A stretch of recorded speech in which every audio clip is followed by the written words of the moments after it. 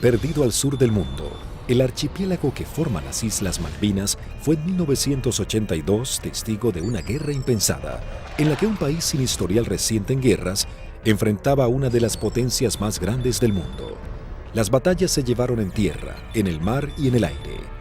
El mundo se llevó varias sorpresas, pero definitivamente la batalla aérea se llevó gran parte de las miradas. Las arriesgadas maniobras de la aviación argentina y los inéditos modos de ataque hicieron que luego de esta guerra los protocolos de defensa naval cambiaran para siempre. 1982 Malvinas, la guerra desde el aire. Por 150 años los reclamos se realizaron de forma pacífica y diplomática. Sin embargo, en 1982, Argentina decide recuperarlas por la fuerza. Como respuesta, Inglaterra hace zarpar a la flota más grande que enviara contra un objetivo desde la finalización de la Segunda Guerra Mundial. La Royal Navy y sus modernos Harrier enfrentarían a la aviación argentina y bombardearían objetivos terrestres en las islas. Estaba a punto de gestarse uno de los enfrentamientos más espectaculares de la aviación moderna. Los Sea Harrier y los Harrier GR-3 llegaban a la zona de conflicto con el objetivo de dominar la batalla aérea.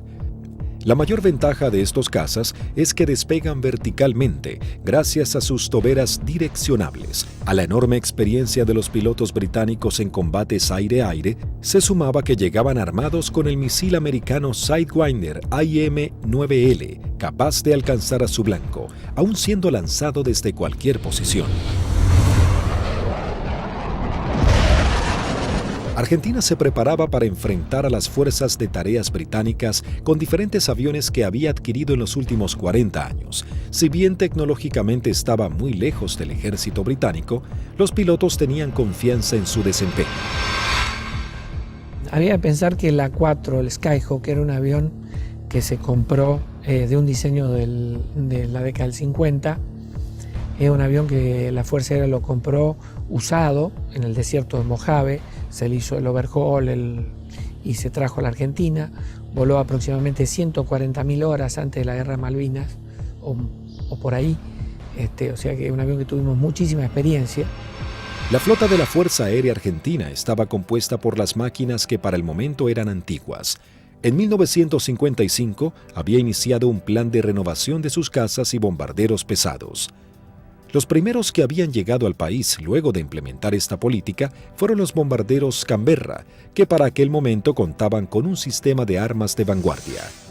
Y en Inglaterra surgió una polémica, pues había algún sector que quería vender y tener a Argentina como un cliente de equipo militar, operaciones comerciales que eran muy rentables, muy redituables, pero un sector del Foreign Office se opuso terminantemente porque consideraban que ese era un riesgo y que la Argentina, con aviones como el Canberra, podía o estaría en condiciones de intentar ocupar las posesiones inglesas en el Atlántico Sur y en la Antártida, básicamente las Islas Malvinas, ya en el año 55.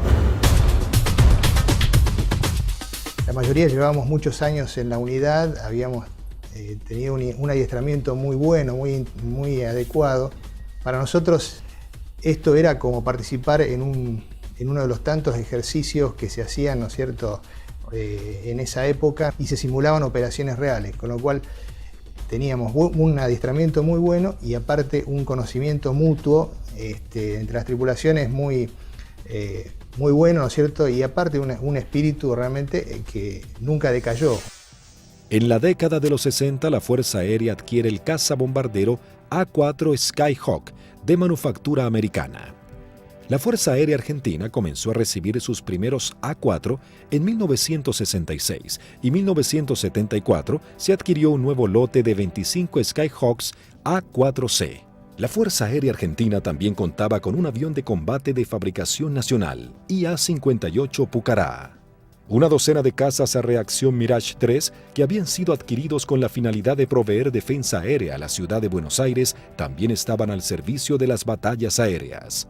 39 aviones Dagger de origen israelí, su principal función era la cobertura aérea y el bombardero.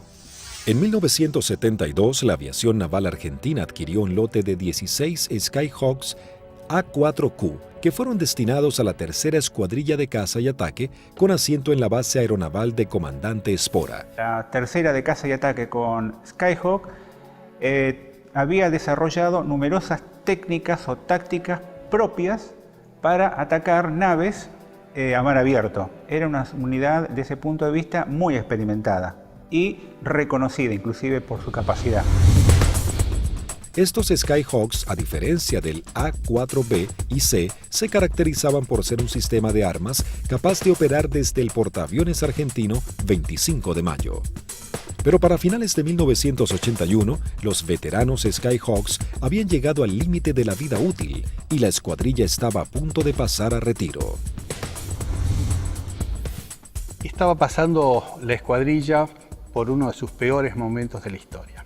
Mejor dicho, el peor momento de la historia. 7 de los 10 aviones que contaba la escuadrilla estaban fisurados. Y eso significaba el cambio de las alas para poder seguir volando con seguridad. Algunos se pudieron cambiar, 2 de ellos se cambiaron el ala, pero los otros, los menos afectados, volaron con el larguero fisurado durante todo el conflicto. Y con respecto a los cohetes eyectores de asiento, también se ordenó que mientras durasen las operaciones no se iban a considerar vencidos esos cohetes, así que volamos con los cohetes de eyección vencidos. Así que el material nos encontraba a principios del 82 con solamente 3 aviones en servicio y que podían volar gracias a que la Fuerza Aérea nos había facilitado en préstamo 3 cohetes eyectores de asiento. Eso sumado a las falencias que ya se veían arrastrando de a tiempo, como los cañones de 20 milímetros que se trababan y que nunca fueron cambiados como pedíamos por los cañones DEFA de 30 milímetros que tanto éxito habían tenido los israelíes con su incorporación. Siempre tuvo apoyo la escuadrilla, pero llegaba un momento de transición. La incorporación de los aviones superestandar significaba que se iba a dejar de operar este sistema de armas donde una escuadrilla que se estaba formando recibía todo el apoyo y la otra escuadrilla que estaba cerrándose de alguna manera. Finalmente, la Armada Argentina acababa de adquirir una nueva tecnología francesa, el caza bombardero embarcado Super Étendard, capaz de lanzar el misil AM-39 Exocet concebido para ataques a unidades de superficie. La segunda escuadrilla de ataque, aeronaval de caza y ataque equipada con Super Étendard, era una unidad de élite de alta tecnología, pero que recién estaba recibiendo sus aviones y tenía como tarea desarrollar y aprender a utilizar este arma que era muy potente y que no tenía equivalente en la región. También se contaba con un lote de cazas a reacción Air Macchi 326 GB y Air Macchi 339, que tenían la capacidad de poder operar en terrenos desfavorables y pistas cortas. La Operación Rosario, cuyo objetivo fue recuperar el control argentino en las Islas Malvinas, se llevó a cabo en las primeras horas del 2 de abril de 1982. Un grupo de comandos anfibios de la Armada Argentina desembarcó en las islas, redujo a la pequeña guarnición británica y tomó posesión del gobierno. El 2 de abril de 1982 estaba destinado en la 5ª Brigada Aérea, en el grupo 5 de caza, y a las 7 de la mañana, en la presentación normal que hacíamos todos los días, nos enteramos que habíamos recuperado nuestras Islas Malvinas. El 2 de abril, cuando fui hacia la escuadrilla, cuando ingresé, ahí me enteré que habían tomado las Malvinas.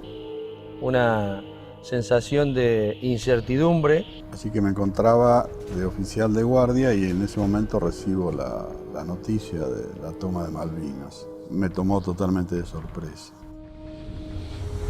Bueno, yo pertenecía al escuadrón 1A4C, que tenía su asiento en la ciudad de Mendoza. Estábamos haciendo unas prácticas en la base de Río Gallegos. Era una práctica usual que tenía la Fuerza Aérea en aquellos años de desplegar escuadrones, se llamaban escuadrones móviles, al sur de nuestro país, como para que todo el personal estuviera adiestrado y conociendo un área de un posible conflicto.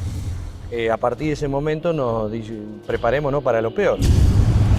Tras el estupor mundial y el fracaso en las negociaciones, el gobierno de Margaret Thatcher envía su flota al sur de Sudamérica. La Fuerza de Tareas Británicas estaban compuestas por diversas unidades de combate, portaaviones, destructores, fragatas misilísticas, submarinos, buques de asalto, logísticos y de desembarco.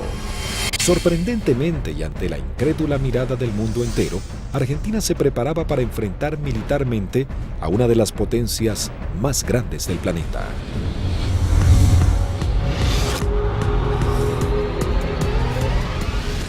Los pilotos argentinos tuvieron un veloz entrenamiento para aprender a neutralizar objetivos navales sin ser derribados.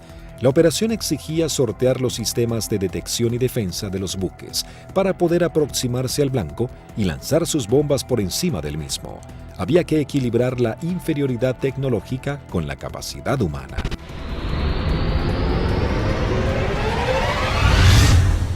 Empezamos a buscar la forma de suplir todas las deficiencias que en ese momento contaba el medio aéreo nuestro, que era la 4 Skyhawk. Y obviamente no teníamos contramedidas electrónicas para afectar tanto los radares como los lanzadores que poseían los británicos.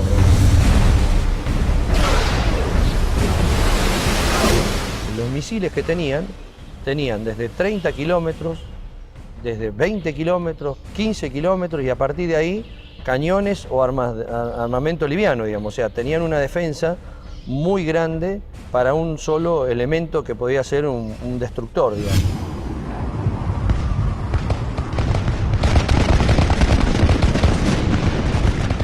Entonces determinamos, con ayuda también de la Universidad del Sur, cuáles eran los niveles de vuelo que teníamos que realizar para poder volar bajo el lóbulo y no ser detectados por el radar. Eso nos dio a qué altura teníamos que estar en función de la distancia a donde podíamos encontrar el blanco. Y en la última parte, ya desde unos 50 kilómetros del blanco, teníamos que volar por debajo de los 15 metros, bastante pegados al agua, para no ser detectados por ese lóbulo. Dentro de los 20 kilómetros ya nos tomaba. Pero esa demora impedía que los sistemas de armas dirigidos por radar pudiesen apuntarnos con mayor anticipación y eso evitaba de alguna manera o demoraba la posibilidad de ser derribados. Los aviones debían volar a escasos metros del suelo, no más de 10 metros a velocidades que oscilaban entre los 900 y 1000 kilómetros por hora. La mayoría no poseía radares y las comunicaciones debían ser mínimas para evitar ser detectados. Las maniobras eran realmente arriesgadas, pero parecía ser la única forma de poder enfrentar a la moderna flota británica. El adiestramiento de vuelo rasante era complejo y arriesgado. En el mar no había ninguna referencia visual de la altura en que se encontraba. Los A4B y A4C no contaban con un radioaltímetro, instrumento fundamental que mide la altura en la que se encuentra el avión con respecto a la superficie del suelo. El instinto y el oficio pasaron a ser herramientas vitales para los pilotos. Durante la práctica le tratábamos de decir al guía que volara más bajo, hasta tanto perdiéramos la vista del horizonte mar y ya empezaba a entrar en el efecto suelo del mar, empezaba a cabalgar sobre la turbulencia que producía el aire, cerca del mar. El armamento que utilizaba la Fuerza Aérea estaba compuesto por diferentes bombas antiguas, paradójicamente de origen británico. Y nosotros usábamos una bomba inglesa, la ANM-65A1, de 1000 libras, una bomba de Labro Lincoln, inglesa, de demolición de manzanas, que la devolvimos con muchísimo cariño y sin costo, como decía alguno. Paralelamente a los entrenamientos y mientras la flota británica se acercaba más y más, la Armada comenzaba una carrera contra el tiempo intentando de poner en servicio 8 de sus Skyhawks. También los técnicos buscaban poner en funcionamiento los escasos misiles Exocet que habían llegado al país antes del retiro francés. Hasta ese momento esta tecnología solo había sido probada en polígonos de tiro por sus fabricantes. nos dan la orden de la posibilidad de poner a punto el diálogo entre lo que era el sistema nuevo del superestándar con el misil M39. Cuando conectamos todo aquí en el país, el sistema no funcionaba porque eran un avión con un corazón de la época del 80 con las valijas de test que eran de la época del 70. Había ingenieros que se dedicaban a desglosar todo lo que era la parte matemática, cómo traspasar distintas informaciones, y algunas de las cosas también se hicieron por ensayo y error.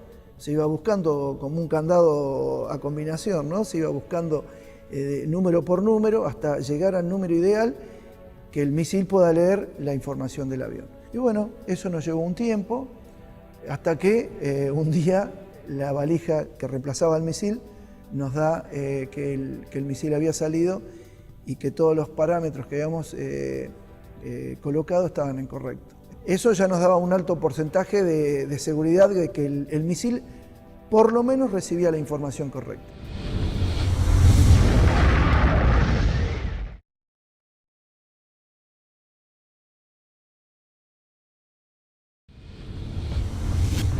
El 25 de abril, la flota británica llega a la zona y realiza sus primeras operaciones bombardeando las islas Georgias del Sur y retomando su control. 5 días después, el 1 de mayo, tiene lugar el inicio de los enfrentamientos en las Islas Malvinas y comienza la batalla aérea. 2 bombarderos Avro Vulcan británicos despegaron de las Islas Ascensión con la intención de dejar fuera de servicio la pista de Puerto Argentino. Al enterarse de la noticia en los aeródromos de Río Gallegos, Río Grande y San Julián, las secciones interceptoras se preparan para entrar en acción. 2 Dagger de la primera sección de Río Gallegos regresan al continente sin haber encontrado ningún objetivo. Una segunda sección de Dagger de la base de Río Grande es la primera en hacer contacto con aviones Harrier británicos. Al despegar hicieron contacto con el radar Malvinas, operado por la Fuerza Aérea Argentina. Con un alcance de 300 kilómetros a la redonda, se convertía en los ojos de los pilotos. A través de ellos podían saber qué aeronaves había en el teatro de operaciones.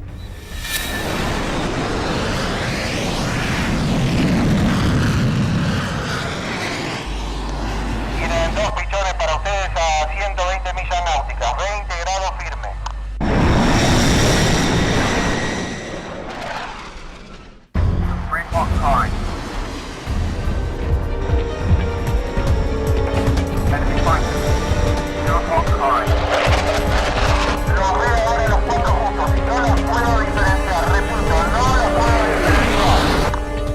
Los 4 interceptores comienzan a dar giros buscándose unos a otros, los argentinos con 22.000 pies y los Harrier 4.000 pies más abajo. Ahora los tienen a 9 millas de frente y a 1 milla del costado derecho.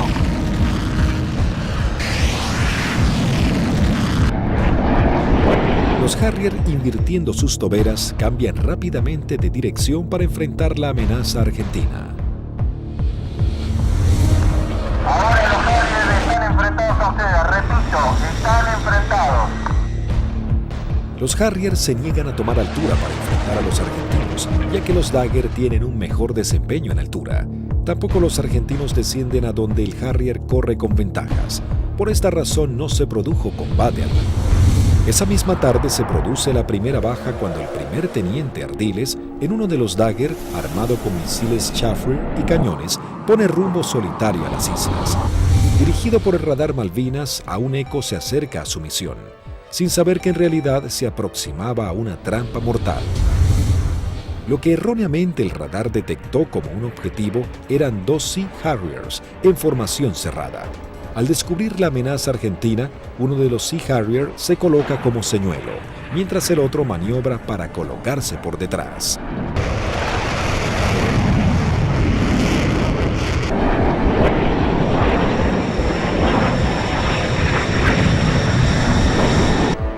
Ardiles se coloca en posición de disparo y lanza un misil Chaffee que es evadido por el piloto británico. En esos segundos decisivos, el segundo Harrier logra colocarse detrás del avión de Ardiles y acciona su disparador lanzando un misil contra el Dagger. El piloto argentino no pudo eyectarse. Tras patrullar la línea de la costa, 3 Dagger de la base aérea de San Julián prosiguen hacia Puerto Argentino. Antes de llegar se encuentran frente a 3 buques británicos que están bombardeando el área. El destructor y las 2 fragatas abren fuego contra los aviones argentinos sin poder alcanzarlos. En ese momento el capitán Di Meglio lanza sus bombas sobre el destructor. Luego los Dagger inician el escape mientras una patrulla de Harrier va a su encuentro. Los aviones británicos abortan inmediatamente su ataque cuando 2 Dagger armados con misiles se interponen entre ellos y la escuadrilla para facilitar el escape de los argentinos. El 1 de mayo habían comenzado las hostilidades y ambos bandos mostraban todo su poderío y el valor de sus pilotos. Era el bautismo de fuego para la Fuerza Aérea Argentina.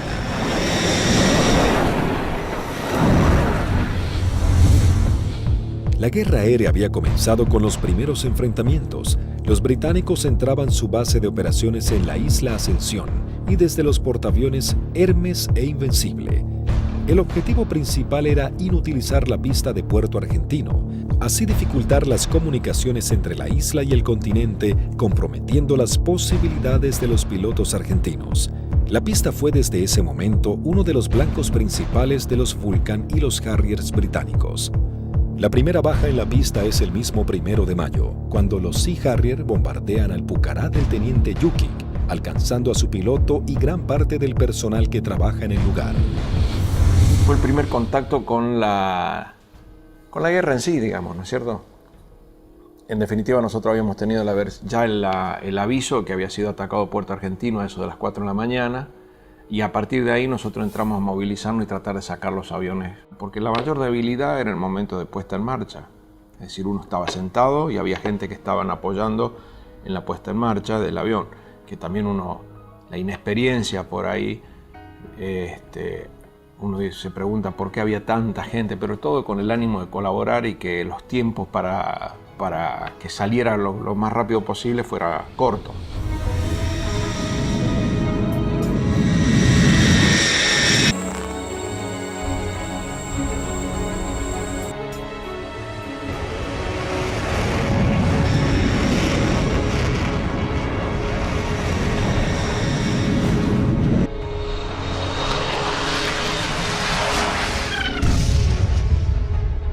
Desde armeros, de suboficiales técnicos, electricistas, todo dando vueltas alrededor del avión, que casualmente, desgraciadamente, es el avión donde impactan y casi todos ellos fallecen.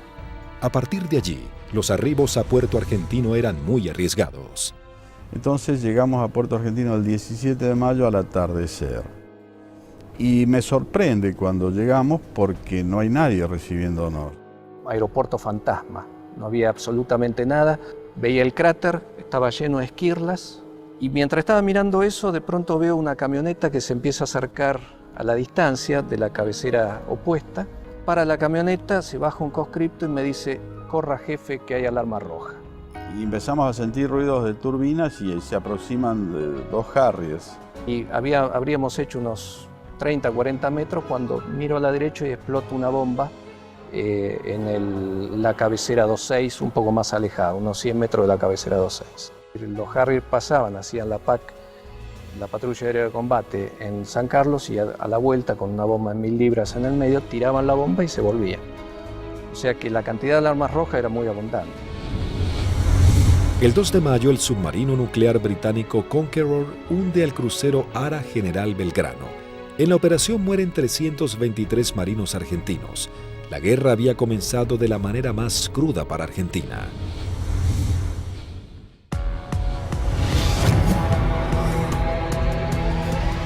Mientras Argentina buscaba reponerse del hundimiento del crucero General Belgrano y los británicos comenzaban a familiarizarse con el lugar y el clima adverso de la región, la guerra del aire se encrudecía cada vez más. La Fuerza Aérea Argentina tenía el objetivo de diezmar lo antes posible a la flota británica y defender los objetivos en la isla que eran constantemente atacados. Los Harrier buscaban detener la acción de los pilotos argentinos y anular la comunicación entre el continente y Malvinas. La aviación naval contaba con que los servicios británicos de inteligencia habían descartado el uso del misil Exocet después de que el personal técnico francés se retirara de Argentina al inicio del conflicto. Por lo tanto, era una carta secreta con la que contaba Argentina. Tras semanas de arduas tareas, los técnicos navales logran hacer funcionar el misil. Para esto, los pilotos iban adiestrando en todo lo que era la parte operativa, ¿no? El lanzamiento del misil, el vuelo rasante, y nosotros trabajamos en la parte técnica. Una vez logradas las dos combinaciones, se le dio el ok que la escuadrilla estaba en condiciones de lanzar los misiles AM-39. El 4 de mayo, la aviación naval argentina pone a prueba por primera vez este sistema de armas. La segunda escuadrilla de caza y ataque monta una misión con 2 Super Etendard y un avión explorador Neptune y el apoyo de un reabastecedor Hércules de la Fuerza Aérea Argentina. El avión explorador Neptune detecta 3 contactos. Los 2 pilotos de los Super Etendard, tomando por sorpresa a los británicos, lanzan sus misiles contra el Sheffield. Bueno, ahí fue una satisfacción enorme porque todo el sacrificio arduo que habíamos hecho para poder poner a punto lo que era algo que nos parecía imposible había dado buenos resultados. La aviación naval argentina lograba hundir el primer buque británico y se convertía en pionera en la utilización de esta tecnología. El extremo entrenamiento comenzaba dando esperanzas a los pilotos argentinos. Tras días de bombardeos y cañoneos sobre los puestos argentinos en las islas, las réplicas de los soldados y los pilotos argentinos, los ingleses habían logrado interrumpir las rutas de contacto entre los puestos y la base argentina. La comida comenzaba a escasear en la vanguardia y el clima bajaba abruptamente. Los pilotos argentinos patrullaban el aire en busca del lugar exacto en el que los ingleses buscarían hacerse a tierra. Y a partir de ese 1 de mayo, a través de todas las acciones que realizó el escuadrón y los escuadrones de otros sistemas de armas, se iba degradando tanto el material como el personal, íbamos perdiendo camaradas en forma permanente. Entonces es como que el cerco se iba estrechando cada vez más. Finalmente, el 21 de mayo, comenzaba la última etapa de la guerra con el desembarco en la bahía de San Carlos. Con la colaboración del comandante Ewing Southby Taylor, quien conocía el lugar por haber prestado servicios en Malvinas, el general Jeremy Moore había decidido que ese era el lugar ideal para su desembarco. Los primeros avances de las lanchas de desembarco habían sido positivos, el lugar no estaba minado y parecía que sería un arribo relativamente sencillo. Pero con las primeras luces de la mañana, el teniente primero Carlos Daniel Esteban visualiza uno de los barcos y da aviso. Una Hermaki 339 de la aviación naval realiza un vuelo de reconocimiento por la zona. Ni bien superé las primeras alturas, donde están las posiciones del batallón 5, ya comencé a observar acciones de combate. Había un helicóptero incendiándose, tropa de infantería desparramada corriendo por el campo y un helicóptero dándole apoyo. El aviador naval ingresa al estrecho de San Carlos, divisa un helicóptero en vuelo estacionario para alertar sobre posibles ataques aéreos. Me preparo para atacar ese helicóptero y ya me preparo para disparar. Observo todo el despliegue naval inglés sobre el establecimiento San Carlos. Rápidamente descubre que en el lugar había por lo menos media docena de buques ingleses. Con el piloto inglés nos alcanzamos a mirar. En ese momento recién él me ve. Kripa realiza un brusco giro a la izquierda, pasando a escasos metros del helicóptero. El helicóptero de la Fuerza de Tareas Británica alerta a los buques advirtiéndoles que un jet argentino va hacia ellos. Maniobrando su Hermaki, Kripa somete a su avión a varias G negativas, respondiendo de manera efectiva. Una vez que entro en la corrida de tiro, el buque comienza a tirarme. Yo con cañones y cohetes solamente podía producirle daños muy pequeños, entonces mi intención era tratar de dejarlo fuera de servicio al buque, es decir, atacar todo su sistema de radares, de radios, antenas. Volando en forma rasante se coloca en posición de disparo contra el primer buque que cruza frente a su mira de tiro.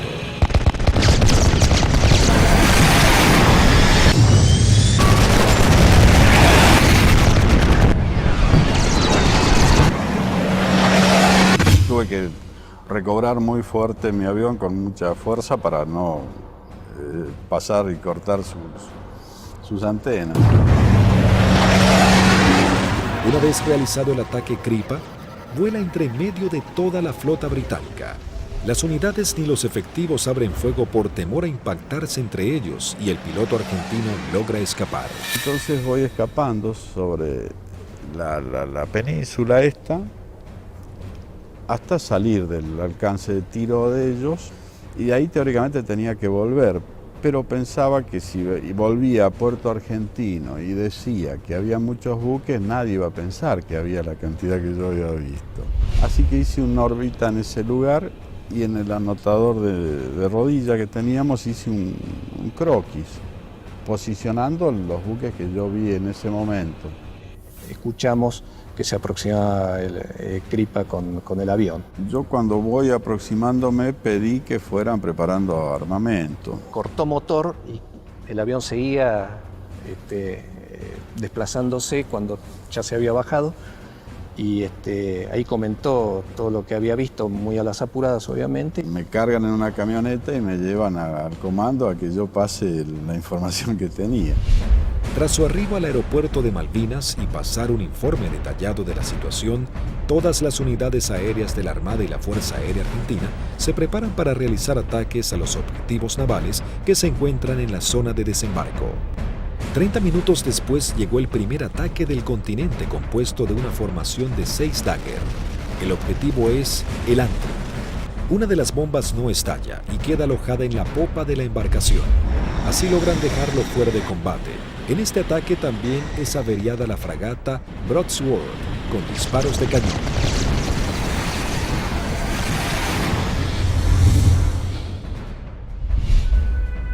En Río Grande, las escuadrillas de Dagger y A-4Q navales parten para atacar blancos ubicados en el estrecho de San Carlos. Argentina intentaba dominar el espacio aéreo en el archipiélago. Había poco que hablar en ese momento. Hicimos la última información de meteorología y con lo que nos trajo el capitán Castro Fox, salimos 2 secciones reforzadas.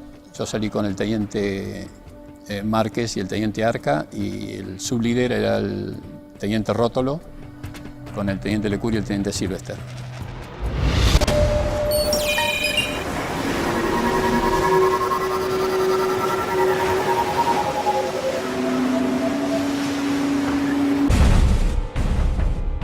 Tres Dagger logran atacar a la fragata Arden lanzándole sus bombas de 500 kilogramos.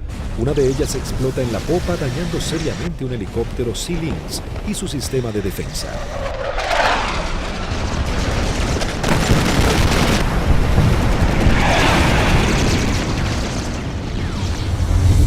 En ese instante, 3 A-4Q navales se aproximan en vuelo rasante a la bahía Ruiz Puente en búsqueda de algún blanco.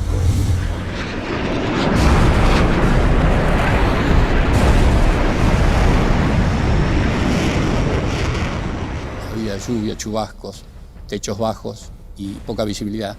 Condiciones totalmente desfavorables en caso de encontrarnos con algún buque inglés, porque su radar y su sistema de detección de blancos nos iba a ver y lanzar los misiles mucho antes que nosotros los viéramos a él. Los Skyhawk detectan visualmente a la fragata Arden visiblemente averiada. Les ordené atacar, conectamos máster de armamento, que era el único punto que faltaba. Iniciamos un giro para atacar desde una posición relativa favorable. Los 3 A-4Q navales se aproximan en vuelo rasante a 900 kilómetros por hora.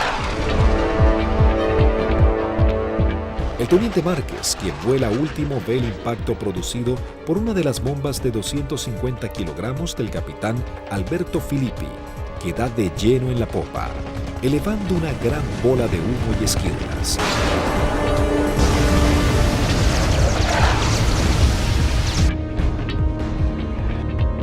comienzo un giro hacia la izquierda y le digo a mis numerales que nos escapamos por la misma, quiere decir que regresamos a base por la misma. 2 Harrier que habían despegado del portaaviones Hermes para patrullar el área del sur del estrecho de San Carlos ven las explosiones sobre la popa de la fragata Arden e inmediatamente se lanzan en picada para prestar apoyo. Y escucho la voz del teniente Márquez que dice Harrier, Harrier.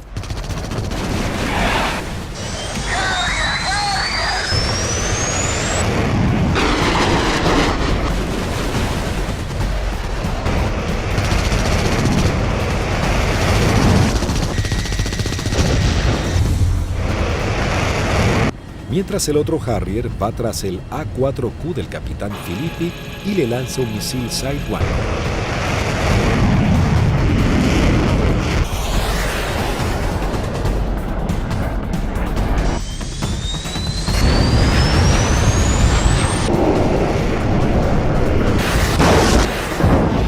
En ese momento escucho una explosión muy fuerte. Se sacude todo el avión, empieza a encabritarse con la nariz hacia arriba y girando hacia la derecha. Miro hacia la derecha, estaba girando y veo un Harrier que se aproxima como para un remate demasiado cerca para mi gusto. Entonces le digo a la división, me dieron, me eyecto, estoy bien. Una fuerte explosión, un golpe muy fuerte en todo el cuerpo, me desmayo. Cuando recupero el conocimiento estaba descendiendo en paracaídas sobre el estrecho de San Carlos. El impacto fue bastante más fuerte de lo que yo me hubiera imaginado. Tuve suerte porque el mismo paracaídas, una vez que entro en el agua, se acuesta y el viento lo infla y el viento mismo me sacan de abajo del agua y me lleva hacia la costa. En la costa, bueno, llegué, estaba realmente agotado.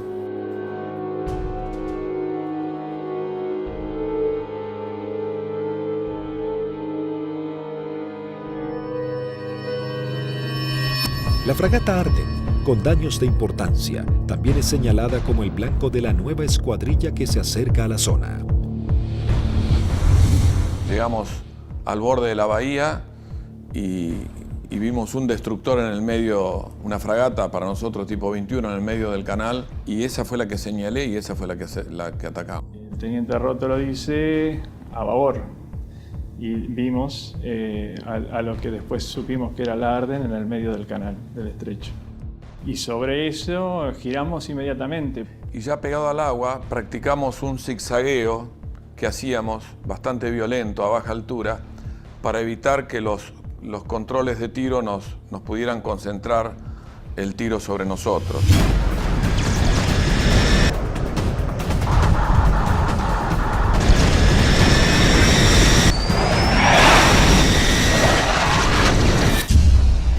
Lo que parece una eternidad antes tiene que ascender a 60 metros, 200 pies, nivelar el avión y empezar a hacer puntería si quiere que la misión sea efectiva. Yo vi que se inundaba el mar de piques y uno sigue con esa trayectoria, ya no tiene otra alternativa.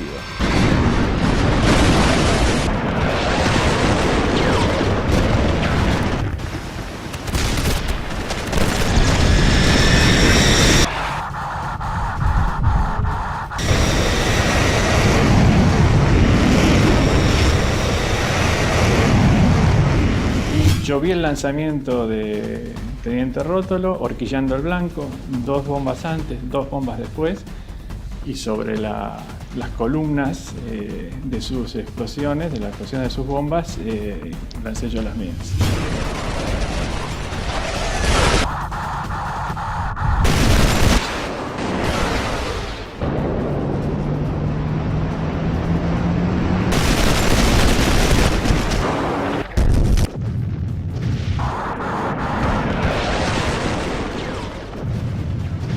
Mientras lanzaba, intentaba no perderlo de vista, porque de hecho estábamos con combustible muy marginal y él tenía un equipo que yo no tenía a bordo, que era el BLF, que es un equipo de navegación y que le permitía una navegación precisa. Mi seguridad de hacer el camino más corto de regreso al aeropuerto era mantenerlo a él a la vista.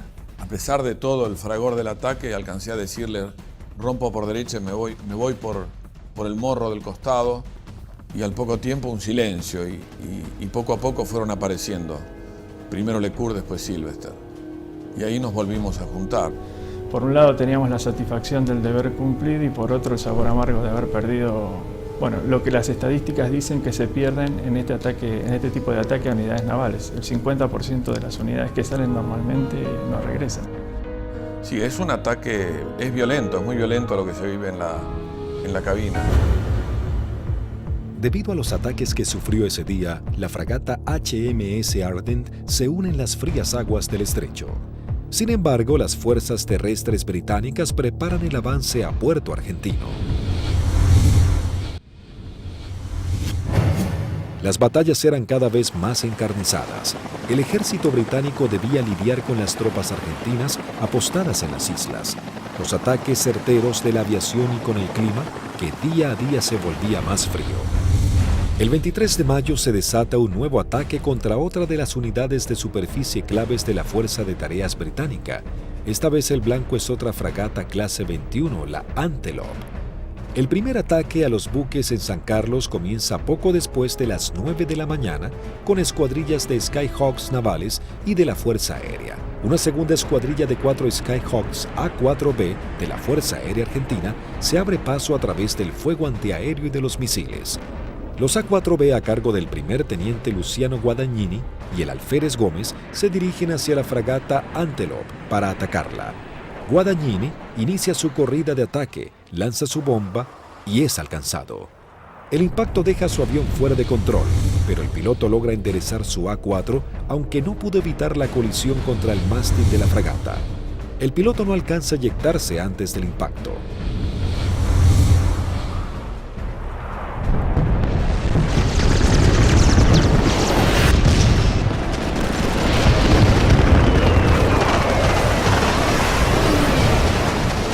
La bomba continuó su trayectoria y quedó alojada en la banda de estribor sin explotar.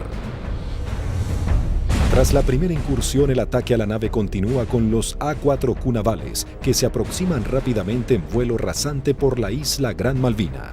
Pude recorrer bien pegado al terreno en la isla Gran Malvinas y llegamos lo que vendría a ser al cordón muy bajo que hay, pero de unos 450 metros de altura.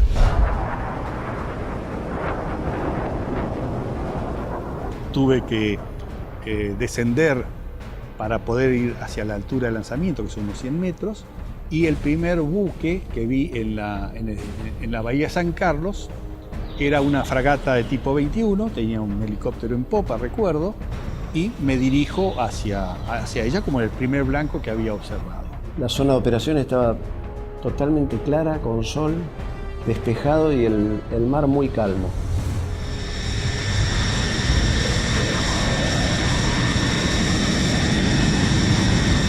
Todo era como en las ejercitaciones que siempre hacíamos con flota, un buque que simulábamos el ataque, el buque que nos apuntaba, pero esta vez en vez de apuntarnos tiraba también.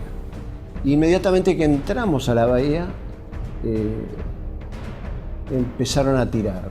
Y tiraban ya de tierra, se veían los fogonazos, sobre todo de la derecha y del frente.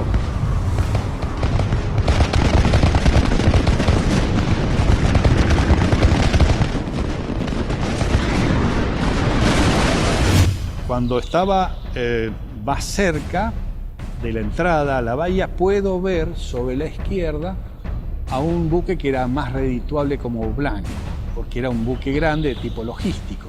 Así que cambié el arrumbamiento para seguir sobre este buque. En un momento dado quise tirar cañones porque tiraban de todos lados y salieron 2 disparos y se me trabaron los cañones. Así que me quedé con la bomba. Veo que desde la proa del buque sale una especie de bengala que reconozco que era un misil, y el misil era un SICAT. que venía en forma así errática hacia mi avión.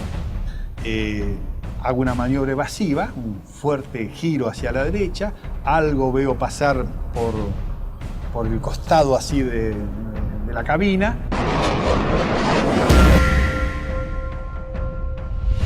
Pero evidentemente el misil ese me había sacado en la corrida de puntería, que si bien no me derriba, logra el objetivo de que yo no pueda lanzar con mayor precisión las bombas y evidentemente mi salva fue larga. Habían borrado las matrículas de los buques, así que se veía un buque gris clarito sin poder identificar qué buque era. Cuando paso lanzo,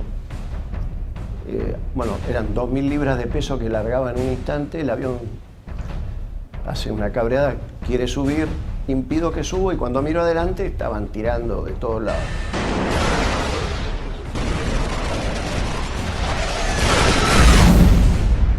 Cada uno debía completar su escape de la mejor manera. Como cuando estaba del otro lado digo yo, bueno, por donde yo vine no había nada, así que voy a volver por el mismo lugar. Me comunico en esos momentos con los otros dos pilotos que escucho en la frecuencia. Se los escuchaba contentos porque, bueno, estábamos regresando. Yo aterricé, controlé normal el avión, no tuve ningún problema. Cuando llego al extremo de pista, aterriza su bizarreta, pero él venía con las 2.000 libras de bombas, revienta una cubierta en el aterrizaje y se empieza a ir de pista. Y ahí se eyecta y, bueno, fue una eyección fallida. Termina falleciendo a raíz de la eyección.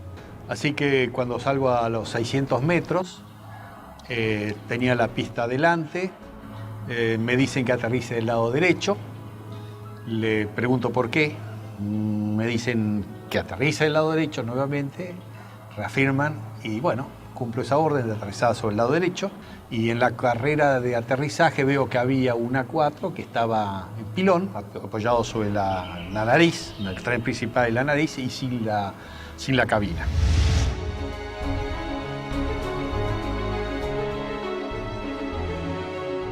No sabíamos nada de los tres primeros y su bizarreta que acaba de morir en el aterrizaje.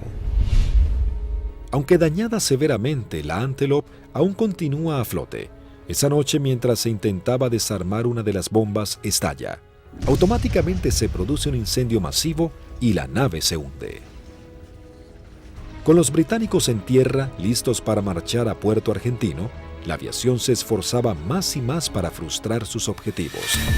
Por las noches, los Canberra arrojan bombas pesadas para hostigar blancos en las áreas donde las tropas británicas poseen puntos fortificados de artillería, logística y puestos de mando. Se usó la táctica, digamos, del tiro a gran altura, pero auxiliado por el radar. La mayor amenaza para nosotros eran los misiles tierra-aire y las patrullas de Harrier.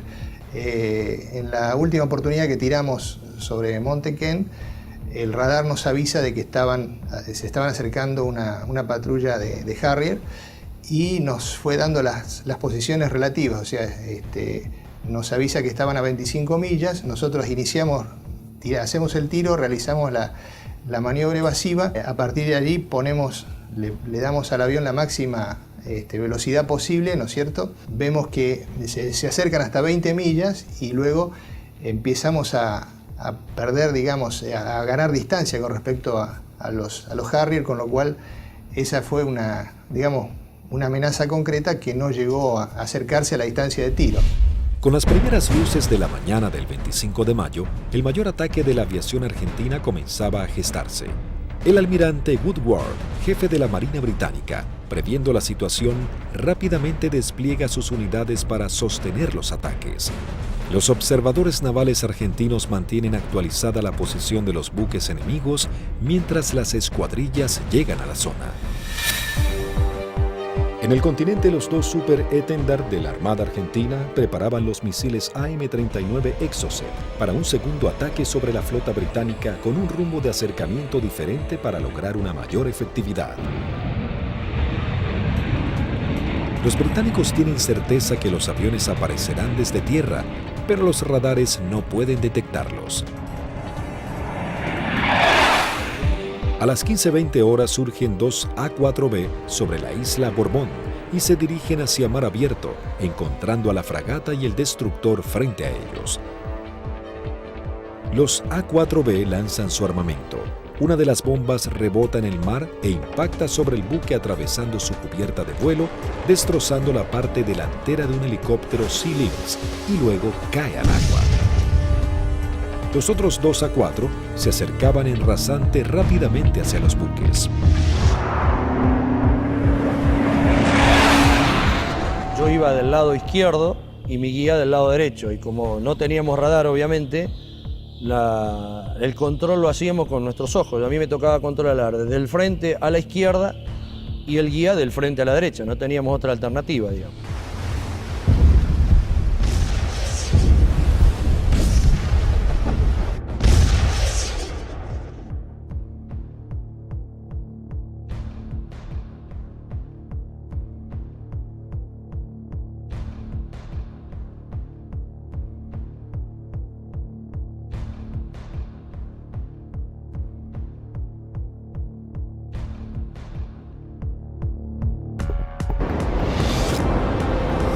Inmediatamente el guía pone viraje brusco a la izquierda, dejando sin opción a Barrio Nuevo de tener que elevarse para esquivarlo entrando en el área de tiro del radar, que al estar en automático, inmediatamente lanza un misil Sea Dart.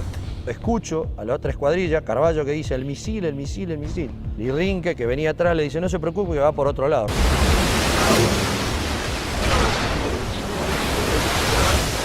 Claro, no iba para ello. Salía hacia la derecha para nuestros aviones, digamos, y para mis aviones. El misil Sea Dart necesita un tiempo para nivelarse e ir tras su blanco. Como los aviones argentinos ya estaban muy cerca del blanco, lograron pasar por debajo sin que éste pueda derribarlos. Dije, bueno, ahora por tiempo no me va a alcanzar más, porque yo iba aproximadamente a 950 kilómetros por hora y el misil iba ya a 1.6, 1.8 de Mach, hasta que girara y todo, aproximadamente volaba, calculan alrededor de 1 minuto, 1 minuto 10. No nos alcanzaba más, digamos.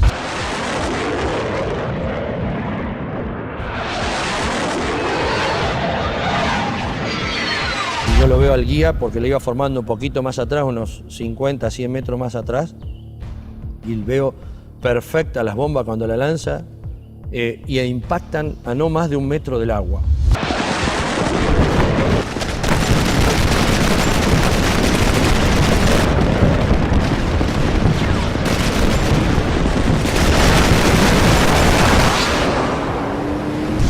De inmediato se desata un incendio incontrolable. Corte de las comunicaciones, electricidad y pérdida completa del control de la nave. Cuando aterrizamos en Río Gallegos, estaban columnas de mecánicos, los primeros 200, 300 metros con banderas, saludándonos. Dijimos, yo pensaba, mirá que bien, estaban festejando el 25 de mayo, digo, contento que volvemos los 4 aviones, espectacular, bárbaro. Y cuando vamos a la plataforma para estacionar, vemos que hasta que el jefe de escuadrón viene a recibirnos y algunos pilotos. Yo no entendía nada, y yo como era el último avión, yo no me preocupé. Y cuando bajo, el jefe de escuadrón me maltrató. ¿Qué hizo? ¿Qué hizo usted, Alfredo? Yo le digo, el avión está en servicio, le digo, puede volar, no lo rompí, no hice nada. Le digo, está bárbaro. No, pero ¿qué hizo? Y ya me agarra de la solapa, eso no me lo olvido más. Así de la campera, de lo que le quedaba del chaleco salvavidas, y le dice, ¿pero qué hizo, señor? No sé. Me despeiné en el vuelo, le digo, estoy desilustrado, no tengo ni idea. No, ¿qué hizo? Acaban de hundir un buque en 20 minutos. 19 hombres sucumben inmediatamente en el ataque y se hunde 20 minutos después de ser alcanzada. Al mismo tiempo que los A-4B de la Fuerza Aérea ponen rumbo al continente, un Hércules de la Fuerza Aérea Argentina reabastece al este de las Islas Malvinas a 2 Super Étendard de la aviación naval. Ellos ya están preparados para un nuevo ataque con misiles Exocet.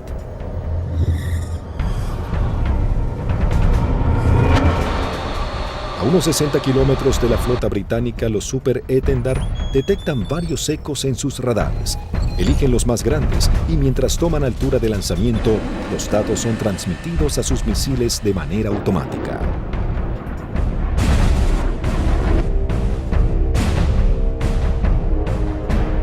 Una vez en vuelo, el misil es autónomo y ya tiene los datos del objetivo cargados en su memoria y se dirige a casi el doble de la velocidad del sonido a escasos metros del agua.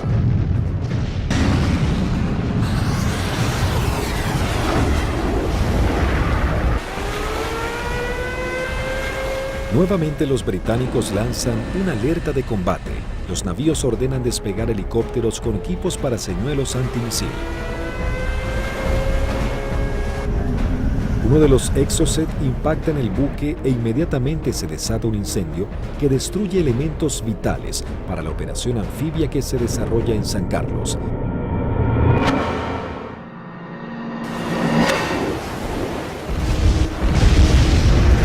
El buque es abandonado y se hunde unos días después.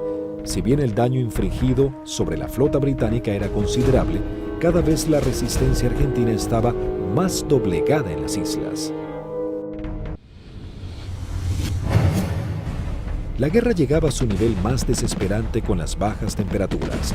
Las tropas británicas se preparaban para avanzar por tierra. Sin embargo, los soldados argentinos apostados en las islas no cedían posiciones y los bombardeos aéreos azotaban a la flota británica. Las fuerzas argentinas, visiblemente cercadas en Darwin, resistían con el apoyo de la aviación. El 28 de mayo se proyectó atacar a las posiciones inglesas con los aviones IA-58 Pucará, que desde el 21 de mayo estaban asentados en Puerto Argentino. Conocíamos bastante la zona porque era la zona misma donde nosotros habíamos operado antes, es decir, a los alrededores de lo que habíamos utilizado como campo de aterrizaje nuestro, era la zona donde ya estaban los ingleses aproximándose hacia el pueblito donde estaba la base, digamos lo que quedaba de la base. Yo alcanzo a ver algo que se mueve, levanto y hago una ráfaga de cohetes, siento una voz en la frecuencia de mi radio que me dice desde tierra en Darwin, siga tirando que están ahí, siga tirando que están ahí. Y ahí empiezo a sentir dos disparos también que me empiezan a impactar en el avión. El Pucará, si tiene alguna cosa, es la maravilla del gran poder de absorción de impactos, digamos, porque la manera que yo sentía que me pegaban, digo, me van a desarmar el avión. Yo trato de salir, como los impactos que me pegaban eran casi todos del lado derecho, quiero virar el avión hacia la izquierda y ahí el avión ya no me responde. Bueno, entonces ahí tomo la decisión de eyectarme. Muy bajo, yo ya estaba, creo que no más de 15, 20 metros del suelo. La sensación de estar colgado en un paracaídas no la tengo porque fue como si hiciera un salto desde un techo al suelo, porque fue todo demasiado rápido. Tengo grabado en la memoria que pasa el avión abajo mío todavía y el agujero a través de la cúpula por donde había salido el asiento. Y todavía que le siguen tirando porque se ven trazantes que van hacia el avión. No vi si el paracaídas se abrió, no sé, no supe nada. Ya me encontré en el suelo y enredado intenté salir corriendo y ahí me enredo en los cordones del paracaídas, que caigo, me vuelvo a levantar y tratándome de sacarme el paracaídas y ahí ya me agarran dos ingleses, me apuntan y se me acabó la historia. Con las bajas temperaturas, los plazos eran cada vez más cortos y los ingleses buscaban generar un desenlace rápido. La Fuerza de Tareas Británica intenta cerrar su cerco sobre Puerto Argentino. Para lograr este cometido se organiza un desembarco anfibio apoyado de unidades navales en la zona de Puerto Fitzroy el 8 de junio. La Fuerza Aérea Argentina recibe la información del movimiento de dos buques de desembarco británicos. Rápidamente se preparan para lo que sería el día más negro de la flota. Se lanzan desde el continente dos escuadrillas de A-4B, dos de M5 Dagger, listas para el ataque a objetivos navales, y una tercera armada con cañones para diversión. La primera escuadrilla de A-4B divisa y bombardea el buque de desembarco Sir Galahad. También se bombardea la costa en donde los ingleses comenzaban a llegar.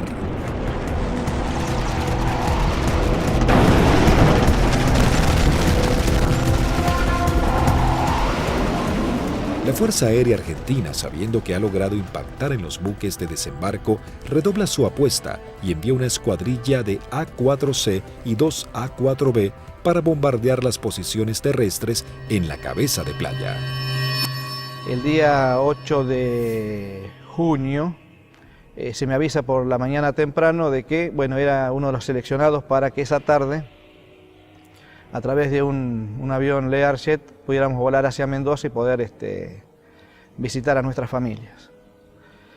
Pero claro, antes de poder alcanzar esa meta había que realizar una misión, entonces todo cambia un poquito el ángulo de cómo uno está viendo esa misión. Por supuesto que nadie hablaba, ¿no? Todo en ese momento estaba muy consustanciado con sus cosas íntimas, recordando a la familia, bueno, recordando a algunos camaradas que también habían caído.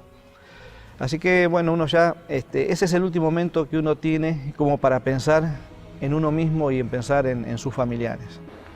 Siempre nos despedíamos de los compañeros que se quedaban y el abrazo era interminable y como si fuera la última vez, ya que no éramos kamikaze como nos dijeron, sino que teníamos conciencia de los riesgos y que las chances siempre eran muy escasas para sobrevivir.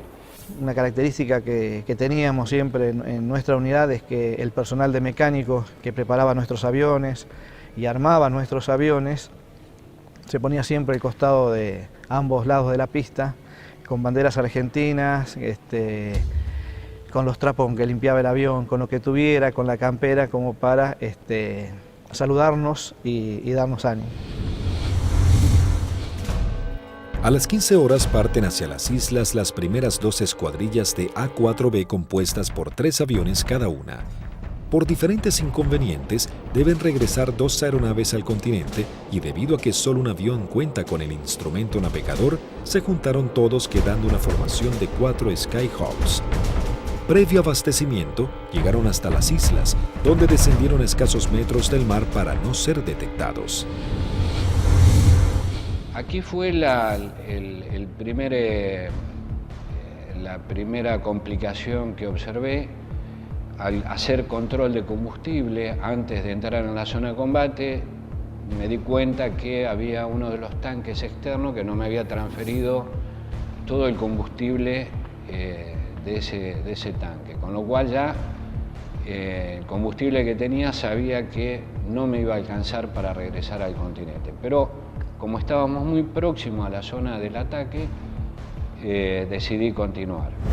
La sección ingresa a la isla Soledad con una formación escalonada sorteando la variada geografía del lugar para evitar ser detectados por los radares. Los pilotos saben que no cuentan con el factor sorpresa y que serán recibidos con un intenso fuego antiaéreo. Realmente dantesco, a pesar de que ya teníamos todos experiencia de que nos tiraran, pero era dantesco ver la cantidad de proyectiles 20 milímetros, 30 milímetros, artillería antiaérea y misiles de diversos tipos. Los A4 sobrepasan las defensas aéreas y se dirigen rumbo a Bahía Agradable. En ese momento sucede algo inesperado para Sánchez. El numeral 4 lo sobrepasa, quedando él en 4º lugar. Inmediatamente yo traté de acelerar mi avión para volver a tomar la posición que yo tenía inicialmente en la formación. O sea, trataba de alcanzarlo a Vázquez pasándolo por la derecha.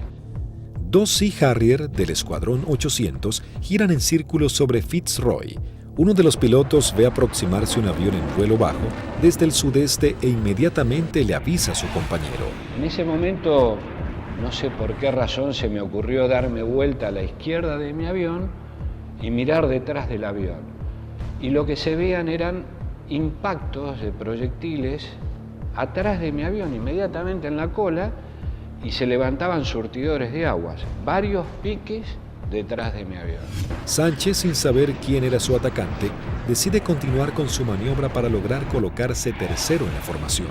Cuando está sobrepasando al alférez Vázquez, Bolsan, el líder, encuentra al lanchón de desembarco saliendo del seno Choi Seul.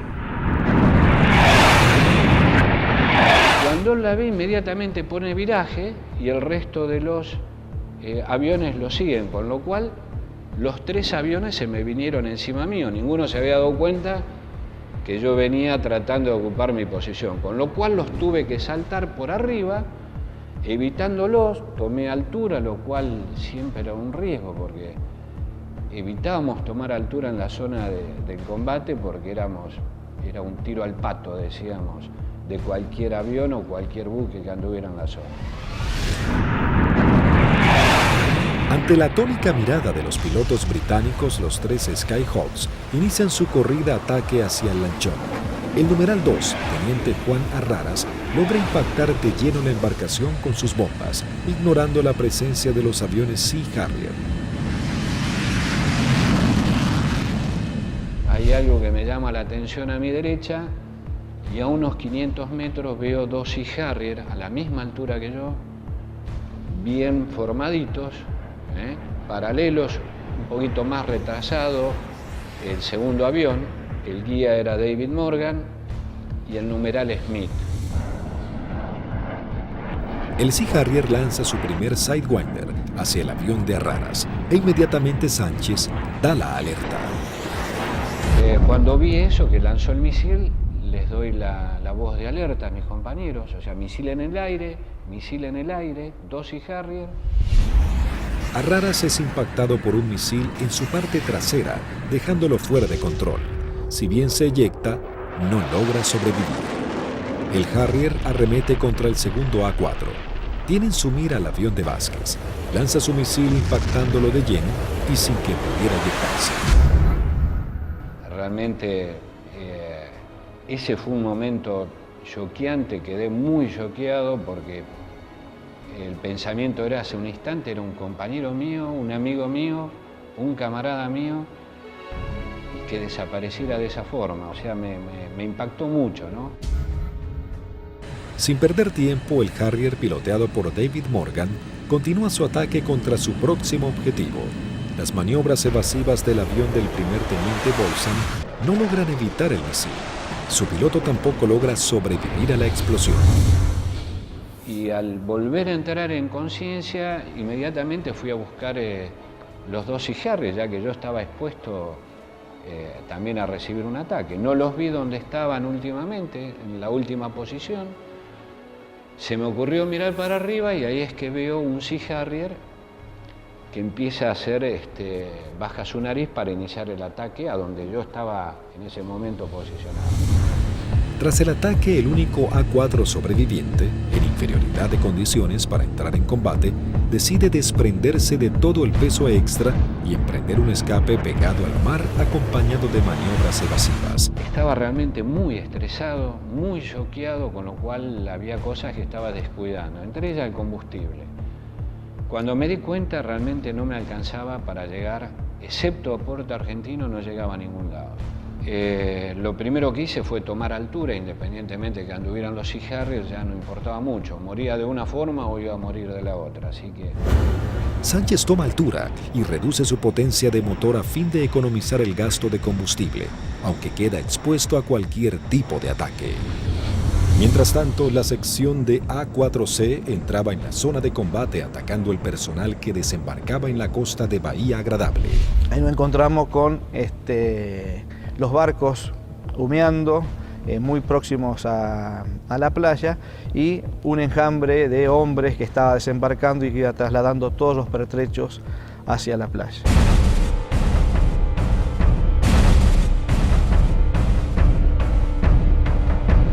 A partir del momento en que nos visualizaron, comenzaron a disparar tanto con armas livianas como con los misiles Blue Pie, que son misiles transportados por un hombre.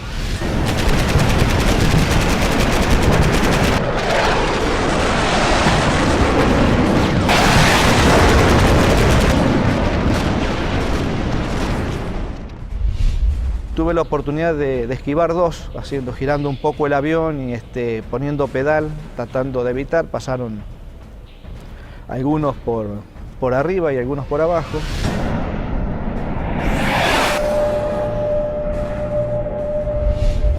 Siento también una explosión en la parte delantera de mi avión, que bueno, puede ser algún misil que me haya tocado, pero pude seguir operando, lancé las bombas y en el momento en que giro a la izquierda veo a mi numeral que está escapando hacia la izquierda con una luz roja que lo está siguiendo. Cuando gira hacia el otro lado veo al numeral del capitán Caffarati también con otro misil en la cola y le vuelvo a gritar, pero hace caso omiso, pero era a través o por el problema que yo tenía de mi equipo de radio. El Skyhawk del teniente Sánchez se encontraba expuesto en altura, con sus cañones trabados y sin combustible para llegar a la base. Toda su escuadrilla había sido derribada y no había sobrevivientes. De la decisión del piloto podría salvarse, caer prisionero o congelarse en medio del mar. Mientras tanto, en algún lugar sobre el océano Atlántico, el teniente Sánchez decide arriesgarse e ir en busca del Hércules reabastecedor, descartando la idea de regresar a las islas para eyectarse y ser tomado prisionero. Cuando vamos camino al reabastecedor, escucho la voz del momento el teniente Sánchez, el Pipi Sánchez, que había sido uno de los únicos sobrevivientes del ataque anterior.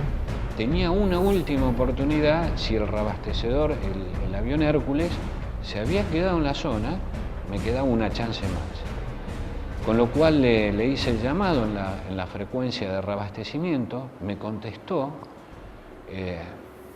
Las comunicaciones eran dramáticas porque yo estaba desesperado, así que le pedí por favor que si me podía ayudar, necesitaba reunirme con él y que me diera combustible. Él me daba indicaciones de posiciones geográficas, pero yo al no tener mi equipo de a bordo, porque solamente algunos aviones lo transportaban, no tenía forma de ubicarlo geográficamente. Escuchar la voz de él en forma casi desesperada, llamando al avión Hércules reabastecedor para que lo pudiera alcanzar. La tripulación era el vicecomoro Cano y el capitán Rubik. Realmente, si le debo la vida a alguien es a ellos. Siempre digo que son mis segundos padres. La situación era que la última vez que vi el indicador de combustible no me quedaban más de 400 litros, que prácticamente no da para nada, realmente no daba para nada. Con lo cual dejé de verlo porque lo único que hacía era producirme más estrés por no estar acoplado al Hércules. La tripulación del Hércules, en un gesto heroico, se aproxima bastante a las islas y le da la tranquilidad de decirle, quédate tranquilo, pibe, que ya estamos yendo para allá.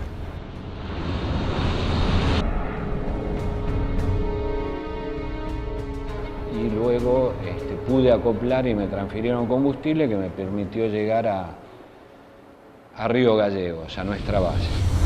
En el regreso, el brigadier Paredi observa que su indicador del nivel de aceite de su avión comienza a fluctuar. Nuevamente el fantasma de la caída en medio del océano vuelve a aparecer. Con lo cual digo, bueno, puede ser que me hayan producido alguna perforación, esté perdiendo aceite y se engrane el motor y acá me queda a mitad de camino. Lo único que atiné fue a sacar mi libreta de control de procedimiento, donde tenía una foto de mi señor y mis hijos, para echarle una última mirada, para decir, bueno, por lo menos están en mi recuerdo hasta último momento. Afortunadamente el indicador, después de eso, no sé si fue mi familia o Dios que me dio una mano, esto se acomodó y pudimos llegar con felicidad a la base San Julián. Con las últimas luces del día, aterriza el teniente Sánchez luego de su trágica misión. Llegué prácticamente en las últimas horas, ya estaba oscureciendo. Me impresionó mucho en el momento que llegué a plataforma, choqueado, transpirado, mal, estresado, ver los mecánicos de mis 3 compañeros que no iban a volver, que los estaban esperando. Así fue como terminó ese día. Lamentablemente los 3 compañeros míos murieron, 2 fueron derribados por David Morgan y 1 por el Smith, volando sin largo.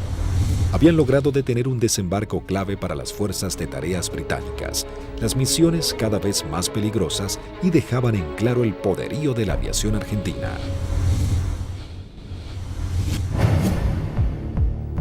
La guerra terminaba, sin embargo las misiones de la Fuerza Aérea eran cada vez más arriesgadas. El 13 de junio, a horas de finalmente firmar la dimisión argentina, comienza a tomar forma un ataque que podría haber cambiado el curso de la batalla final por las Islas Malvinas. El día 13 de junio, que fue ataque objetivo terrestre, en principio cuando comenzó el conflicto del Atlántico Sur, los pilotos teníamos cierta aprehensión a los ataques a objetivos navales, ¿no? Porque la fragata tenía de todo para defenderse. Cuando fue avanzando el conflicto y llegamos ya casi a los finales y los ingleses ya tenían buenas posiciones tomadas en tierra, realmente se complicaba el ataque a objetivo terrestre porque estaban las defensas terrestres, las aéreas y encima las navales, había que sortear todas. Pero realmente era para lo que habíamos estado preparados toda la vida, y creo que esa fue una misión en la cual los ingleses estuvieron sorprendidos de cómo nosotros llegamos al corazón del Estado Mayor, que estaba en Monte Dos Hermanas, al pie del Monte Dos Hermanas. 2 escuadrillas de A4B del Grupo 5 armados con 3 bombas retardadas por paracaídas toman parte de la última misión de combate de la Fuerza Aérea Argentina. La acción es osada y peligrosa: atacar y destruir el comando del Estado Mayor británico del general Jeremy Moore, jefe de las fuerzas británicas. En esa misión volamos casi unas 350 millas, un equivalente a unos 700 kilómetros, rasante. Iban tan bajos, tan rasante, que el chorro de los aviones quedaba marcado en el agua. Entonces me resultaba más fácil seguirlos.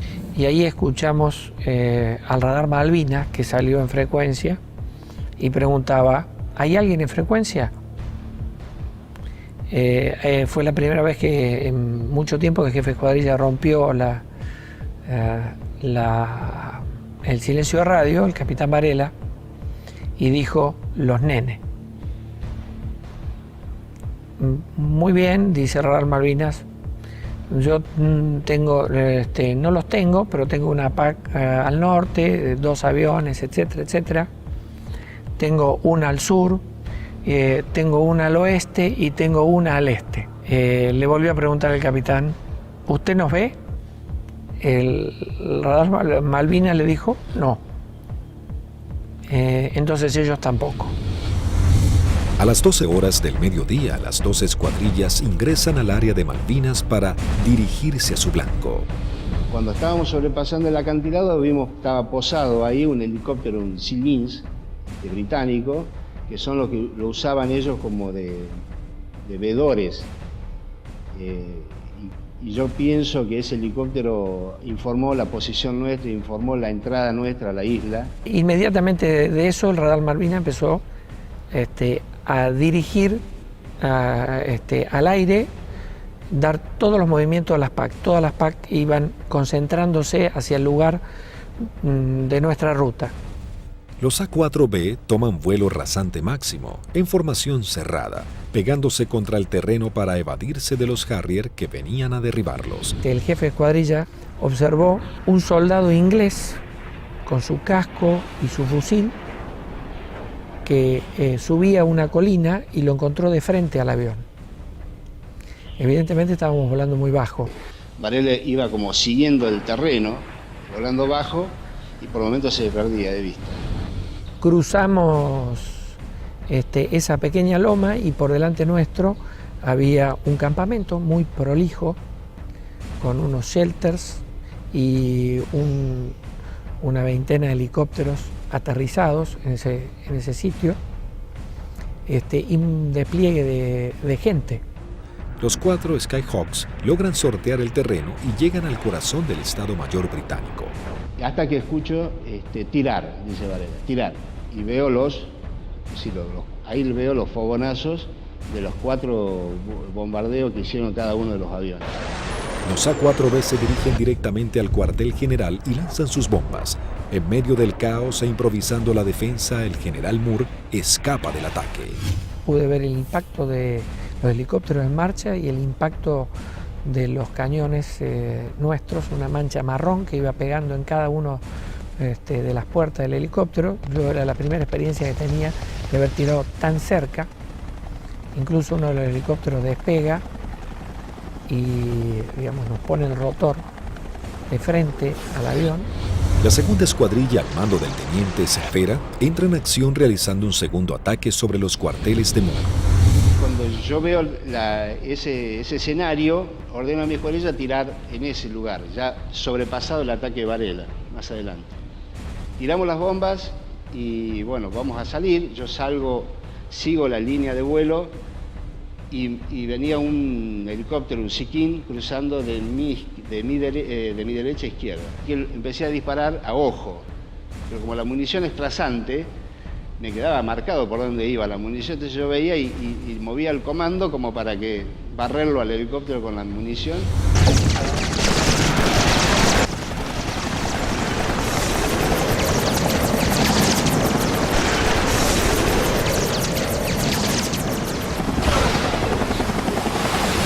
Y ahí mi numeral, que venía acá, a la izquierda mía, de Lepiane, me dice, él ve el lanzamiento de un misil que me venía hacia mi avión y me pide, dice, por derecha, Tuco, por derecha.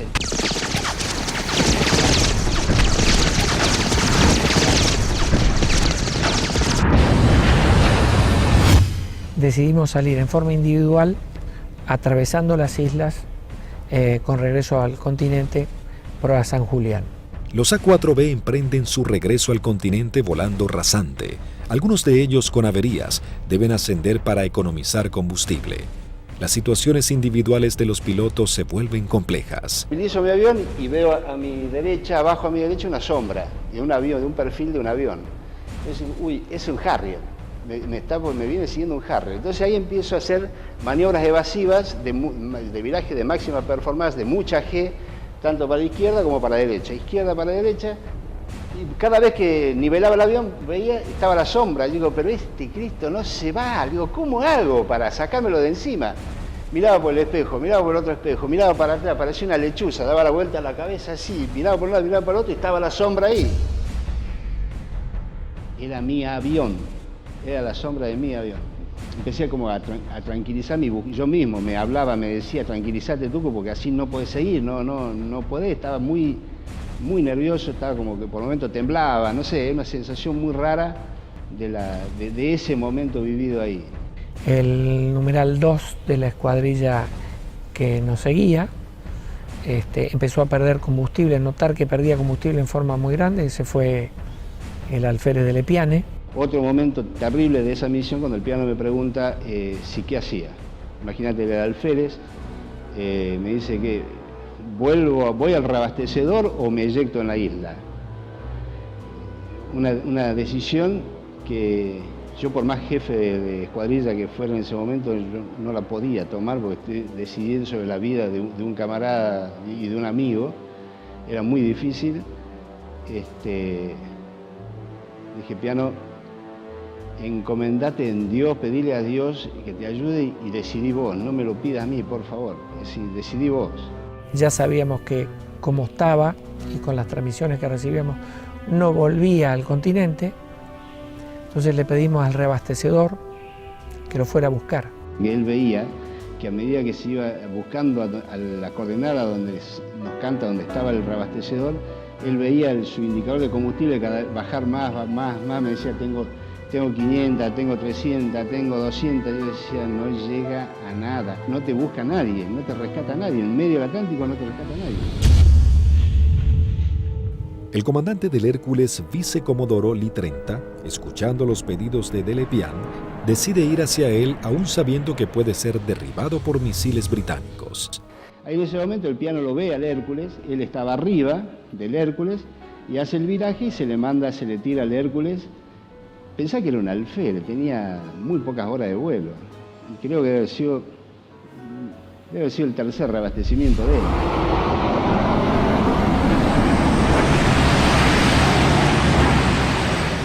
Ahí el reabastecedor se arrimó a las islas en un acto de arrojo terrible, ascendió, lo buscó, lo encontró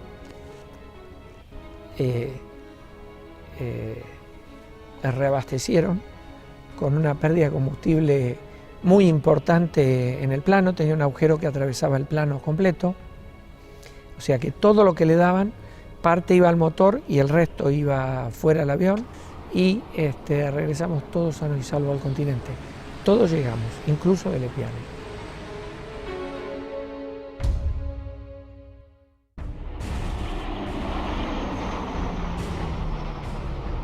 Ese fue un factor importantísimo en el desarrollo de la guerra, el tema del reabastecimiento. Nosotros estábamos muy compenetrados y nos entendíamos muy bien con los pilotos, las tripulaciones de Hércules, y fue uno de los secretos mejor guardados de la guerra y en la cual le dio la posibilidad de éxito a muchas misiones de la Fuerza, fue que los ingleses nunca pudieron encontrar dónde hacíamos los reabastecimientos. Buscaron por todos lados, nunca encontraron un Hércules haciendo reabastecimiento. Las misiones extremadamente peligrosas en las que se embarcaban los pilotos eran los últimos actos heroicos de una guerra que ya llegaba a su fin. El 14 de junio de 1982, las tropas británicas finalmente ingresan en Puerto Argentino y se firma la rendición argentina. El general Mario Benjamín Menéndez, jefe de las guarniciones argentinas en las islas, le informa a su par británico que solo puede responder por sus unidades en Malvinas. El general Moore insiste en la necesidad imprescindible de interrumpir las acciones y Menéndez le reitera su falta de control sobre la Fuerza Aérea y la aviación naval, pero le garantiza que no efectuará ningún pedido de misiones. Moore comenta sus experiencias en San Carlos y Monte Kent, donde noche a noche eran bombardeados por los Canberra, y agrega que el día anterior había salvado su vida por un minuto al ser atacados por aviones A-4B. El conflicto deja a los británicos con su flota desmantelada y no es posible proseguir con las operaciones navales. En ese momento, si alguien le pone un valor en números, y un avión que no valía más de $50.000, y una fragata CL-42 valía $550 millones puesta en el puerto. O sea que si uno hace números, realmente no resiste mucho análisis. La guerra económica la ganó la Fuerza Aérea Argentina, desde ese punto de vista, ¿no? Y la Armada con sus A4, porque eran aviones viejos que nadie calculó que tenían la capacidad de hacer el daño a una de las primeras flotas del mundo. Bueno, creo que hicimos bien los deberes. Hicimos aquello para lo cual estábamos adiestrados y creo que lo hicimos bien. Yo creo que esa es la demostración más grande del profesionalismo y de la cadena que hace que ese hombre, en definitiva el último eslabón, llegue y cumpla con su objetivo. Pero hay un montón de gente atrás y que todos han demostrado ampliamente su valía y convencimiento por la fuerza y en definitiva por la nación. Lo realmente importante es el vínculo que uno genera con el camarada que va a entrar en combate junto a uno, que va a arriesgar su vida con uno y del cual va a depender de mí y yo voy a depender de él. Son los que nos permitieron trabajar como un grupo realmente integrado y yo particularmente me siento orgulloso de haber pertenecido a los halcones navales. El escuadrón, a pesar de que tuvimos muchas bajas, tuvo el espíritu y las ganas de seguir combatiendo y defender algo que era nuestro. Muy poca gente valora realmente lo que hizo un piloto arriba de un avión en la desventaja que se volaba.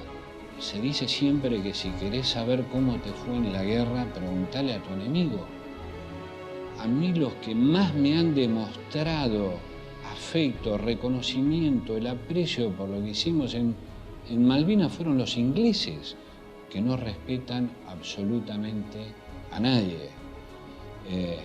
Cuando de defender sus intereses nacionales estamos hablando, como es el caso nuestro.